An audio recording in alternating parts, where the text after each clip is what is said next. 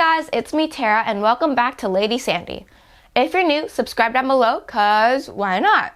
1, 2, 3. So today I'm going to be reading The House on Mango Street. I'll be reading chapters 9 and 10, and if you haven't seen the rest of the chapters yet, be sure to click on my channel, playlist, and then you can find a playlist of The House on Mango Street.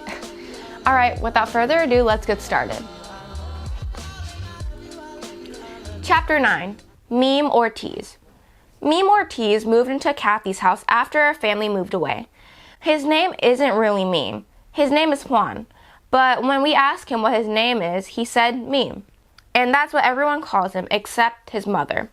Meme has a dog with gray eyes, a sheepdog with 2 names, one in English and one in Spanish. The dog is big, like a man dressed in a dog suit, and runs the same way its owner does, clumsy and wild with its limbs flopping all over the place like untied shoes. Kathy's father built the house Meme moved into. It's all wooden. Inside the floor slant. Kathy's father built the house Meme moved into. It is wooden. Inside the floor slant. Some rooms uphill, some down, and there are no closets. Out front are 21 steps, all lopsided and jutting like crooked teeth. Made that way on purpose, Kathy said, so the rain will slide off. And when Meme's mama calls from the doorway, Meme goes scrambling up the 21 wooden stairs with the dog with 2 names scrambling after him. Around the back is a yard, mostly dirt, and a greasy bunch of boards that used to be a garage. But what you remember most is this tree. Huge, with fat arms and mighty families of squirrels in the higher branches. All around the neighborhood of roofs, black tarred and A-framed in their gutters, the balls that never came back down to earth. Down at the base of the tree, the dog with 2 names barked into the empty air. And there, at the end of the block, looking smaller still, our house with its feet tucked like under a cat. This is the tree we chose for the first annual Tarzan jumping contest. Meme won and broke both arms. His cousin and his other cousin. Downstairs from Meme's is a basement apartment that Meme's mother fixed up and rented to a Puerto Rican family, Louie's family. Louie is the oldest in the family of little sisters. He is my brother's friend. Really, but I don't know. He has 2 cousins and that his t-shirt never stays tucked into his pants.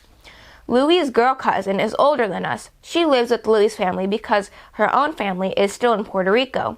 Her name is Marin, or Maris, or something like that. And she wears dark nylons all the time with lots of makeup and she gets free from selling Avon. She can't come out, gotta babysit with Louie's sisters, but she stands in the doorway a lot. All the time, singing, clicking her fingers, the same song. Apples, peaches, pumpkin, pie, you're in love with me, so am I. Louie has another cousin. We only saw him once, but it was important. We were playing volleyball in the alley when he drove up in his great yellow Cadillac with white walls and a yellow scarf tied around the mirror. Louie's cousin had his arms out of the window. He honked a couple of times, and a lot of faces looked out from Louie's back window. And then a lot of people came out from Louie, Marin, and all his little sisters. Everybody looked inside the car and asked where he got it. There were white rugs and white leather seats. We all asked for a ride, and he asked where he got it. Louie's cousin said, "Get in." We each had to sit one of Louie's little sisters on our lap, but that was okay. The seats were big and soft like a sofa, and there was a little white cat in the back window, whose eyes lit up when the car stopped or turned. The windows didn't roll up like an ordinary car. Instead, there was a button and it did it for you automatically.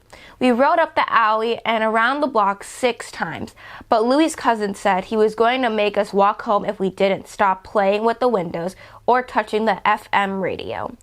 The 7th time, we drove into the alley. we heard sirens. Real quiet at first, but then louder. Louie's cousin stopped the car right where we were and said, "Everybody out of the car." Then we took off, flooring the car into a yellow blur. We hardly had time to think when the cop car pulled in the alley, going just as fast. We saw the yellow Cadillac at the end of the block trying to make a left-hand turn, but our alley is too skinny and the car crashed into the lamppost. Maureen screamed and we ran down the block to where the cop siren spun a dizzy blue. The nose of that yellow car Cadillac was pleated like an alligator's, and except for a bloody lip and a bruised forehead, Louie's cousin was okay. They put handcuffs on him and put him in the backseat of the car, and we all waved as they drove away. That was the end of chapter 9 and 10. I hope you guys enjoyed. Give this video a thumbs up, subscribe down below, and stay tuned for the other chapters. Bye!